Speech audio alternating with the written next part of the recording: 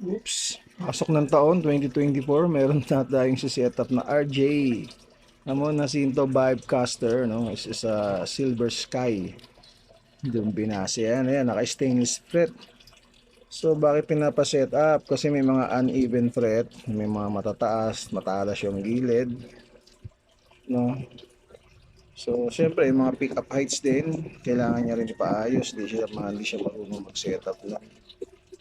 Point trem. Tapos may mga humming. Hanapin natin yung humming niya. Alam ko naka-shielded na to. Check natin yung loob. So, itong unang banat sa 2024 sa RJ Vibecaster. Ayan. Bibilugin natin ulit to at tayo level. So, antayin nyo na lang. Happy New Year. Back to normal tayo. Double time. Thank you. At eto nga, oh, naka-shielding naman talaga. Ayan yung loob niyan. So, may humming. So, anong problema doon? Siguro dito sa mga potentiometer. Lalo na rito. O, mga ano lang to eh. Mumurahing potentiometer. Kaya ganun. May leak, may singaw. Dapat mapalitan yan. So, yun yung laman ng RJ. I-check natin yung kung ano nito. Dito, meron siyang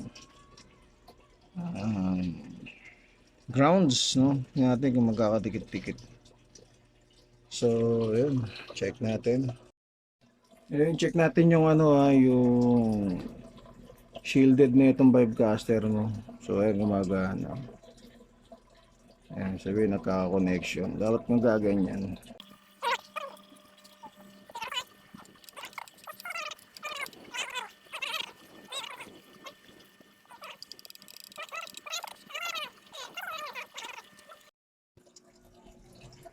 Ayan, naka-full shielding na to, no? Ito yung dapat mangyari.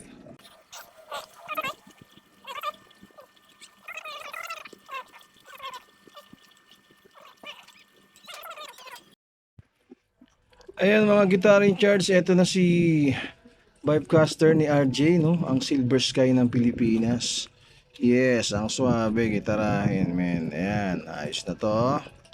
Ayan yung mga fret niya, kita nyo. Ang talas. Makikinis at makintab na yan. Ayan, kahit isa-isay mo yan, okay.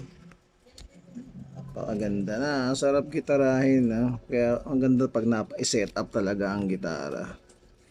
So, yung ano niya, yung feel niya is okay na. Ayan, naka-intonation na yan, naka-radius na, and then naka-ready na rin tong 2-point trem. Sakaling gamitin niya, okay yan, o pwede. Hindi lang natin masyadong binalan, so hindi natin masyadong niluwagan kasi gusto pa rin niya is acoustic lang talaga ay rhythm, no? Pero usually, pwede niya nang gamitin yan, hindi yan nawawala sa tono. Okay, na ano na rin natin yung loob, napalitan na natin ng full shielding. Nakita nyo kanina, wala siyang ground. So, nilagyan natin siya uli ng ground shielding, no? Ayan, so nawala na yung mga hum.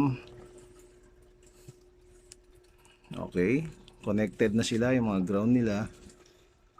So, maayos na to guys. Ayan, o, kita mo. Wow. Pag ginamit to, swabing swabe. Ayun, sana mautuwa yung may-ari, no? Kay Ramon Jacinto. Yun. Nais ko na yung gitara nyo. Sana, baka naman. Na gitara in charge sa sunod na endorser. Okay, thank you. Gitara in charge. Jose Del Monte, Bulacan, Barangay Muson, Sarmiento Home Subdivision. Madali lang hanapin, guys. No, may-ari nito, taga ano pa, Valenzuela. Dumayo rito sa akin. Taga Valenzuela yan. Shoutout sa mga taga Valenzuela. Pwede kayo. Ayun. Sarap gamitin ito. Good na good. Alright, thank you.